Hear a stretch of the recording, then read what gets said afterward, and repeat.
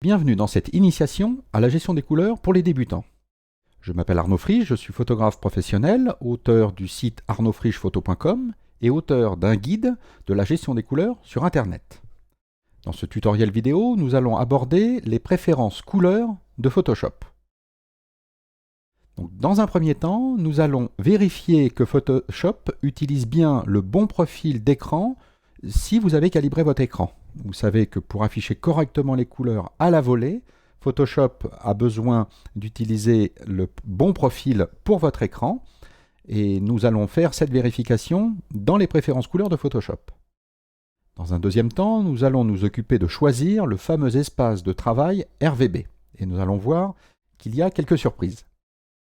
Ensuite, et très brièvement, nous allons choisir les autres espaces de travail, notamment le CMJN, mais très brièvement, car il s'agit bien d'une initiation à la gestion de la couleur. Or, les débutants, dans la grande majorité, travaillent essentiellement en RVB. Et enfin, nous allons vérifier l'activation de la gestion des couleurs dans Photoshop, et nous allons voir que, paradoxalement, puisqu'il s'agit d'un logiciel professionnel, eh bien, toute la gestion de la couleur n'est pas totalement activée. Nous allons voir comment le faire, même à l'adresse des photographes débutants. Donc sans plus attendre, passons dans Photoshop. Donc dans Photoshop, pour ouvrir les préférences couleurs, qui sont bien distinctes des préférences du logiciel Photoshop, nous allons nous rendre dans le menu Édition, Couleurs. Et il y a une nouvelle fenêtre qui va s'ouvrir. Donc vous remarquerez que dans cette fenêtre, il y a un bouton Plus d'options, mais il ne va pas nous intéresser dans le cadre de ce tutoriel à l'adresse des débutants. Donc, dans un premier temps, nous avons dit que nous allions vérifier que Photoshop utilisait bien le bon profil d'écran. Eh bien, vous pouvez constater qu'il n'y a pas une petite fenêtre, un champ dédié à cette vérification. Donc, curieusement, paradoxalement, il faut aller dans la partie Espace de travail en RVB et dérouler le petit menu jusqu'en haut. Et vous allez voir qu'au-dessus d'un certain nombre d'espaces de travail, vous avez le profil RVB Moniteur. Et donc, le profil Moniteur affiche bien le profil que j'ai créé pour mon écran principal, puisque je travaille en multi-écran, pour pouvoir retoucher mes photos sur Photoshop, dans Photoshop. Donc, effectivement, le Photoshop va bien utiliser à la volée le bon profil pour afficher les bonnes couleurs sur mon écran. Donc, cette vérification étant faite, nous allons nous intéresser dans un deuxième temps, au choix de l'espace de travail RVB. Donc traditionnellement, on a vocation à dire que cet espace doit être un espace neutre. Il ne doit pas dépendre d'un périphérique. Donc on dit en général qu'il ne faut surtout pas que ça soit autre chose qu'un de ces 5 choix-là, qui sont des espaces de couleur neutre. Ça veut dire que, contrairement à un profil ICC, eh bien, un espace neutre ne contient pas les défauts d'un périphérique. Un profil ici, et c'est ça qui fait la distinction entre un profil et un espace, c'est un petit rappel. Si vous voulez davantage d'explications, je vous renvoie vers mes vidéos concernant le choix des espaces de travail, qu'est-ce qu'un profil, qu'est-ce qu'un espace de couleur. Eh bien, si vous choisissiez un espace de travail ici pour Photoshop qui dépend donc d'un périphérique de mon écran, vous risqueriez, dans le travail de vos images, d'introduire les défauts de mon écran.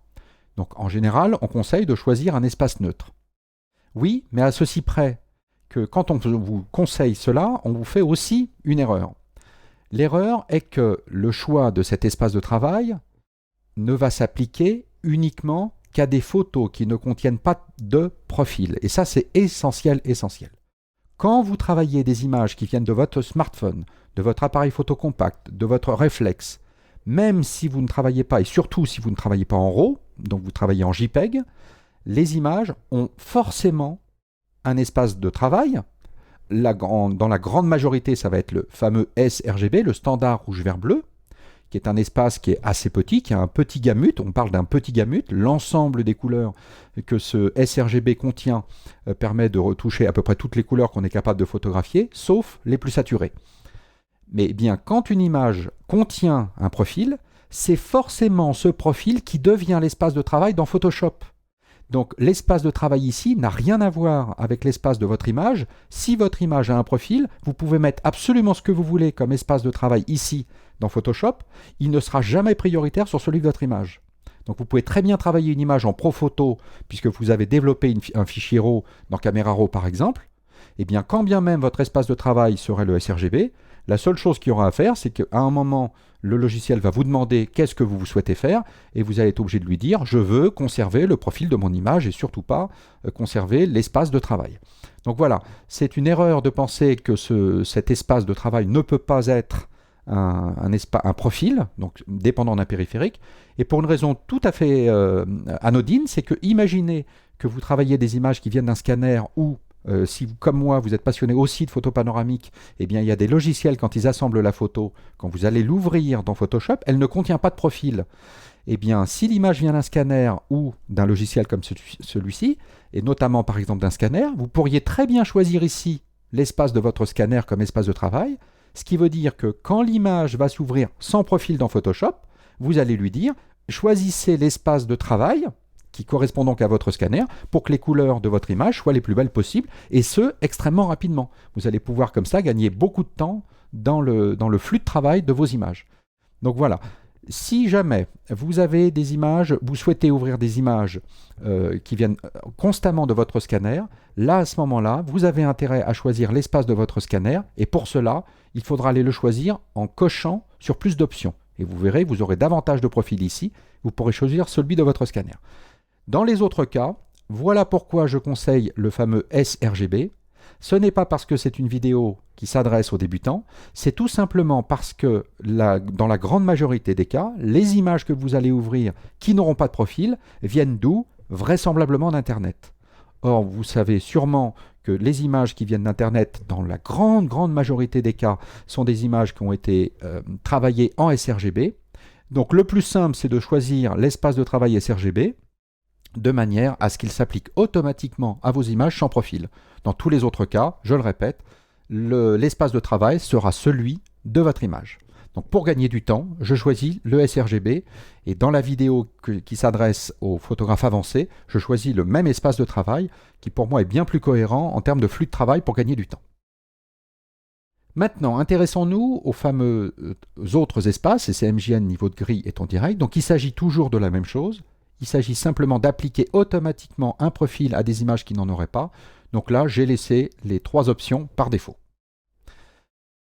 La quatrième et dernière partie qui va nous intéresser, donc, c'est les fameuses règles de gestion des couleurs. Donc, et notamment, évidemment, en RVB. Donc, on ne va pas s'intéresser au CMJN niveau de gris. Eh bien, dans le cas où vous souhaiteriez activer complètement la gestion de la couleur, quand bien même vous seriez débutant en gestion de la couleur, il ne faudrait pas conserver le mode conversion en RVB, mais préférez conserver les profils incorporés. C'est cette option qui vous donnera le plus de choix pendant que vous allez travailler vos images, notamment en cas de non-concordance entre des profils. Vous aurez le choix à l'ouverture de votre fichier. Vous ouvrez une image, elle a par exemple un profil Adobe 98, il ne correspond pas à l'espace de travail, et vous dites « je veux absolument conserver celui de mon image », eh bien ce choix vous sera offert puisque ce bouton est coché.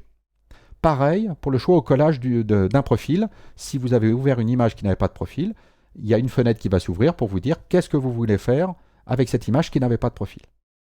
Et de la même manière que pour la vidéo qui s'adresse aux utilisateurs avancés, eh bien je préfère décocher ce bouton choix à l'ouverture, ce qui me permet, quand il n'y a pas de profil dans mon image, qu'il s'applique automatiquement le fameux sRGB, puisque voilà, avec mon expérience, j'ai remarqué que la très grande majorité des images que j'ouvre sans profil sont tout simplement des images qui viennent d'Internet. Donc voilà, qui permettait de préciser toutes les options intéressantes pour un photographe débutant.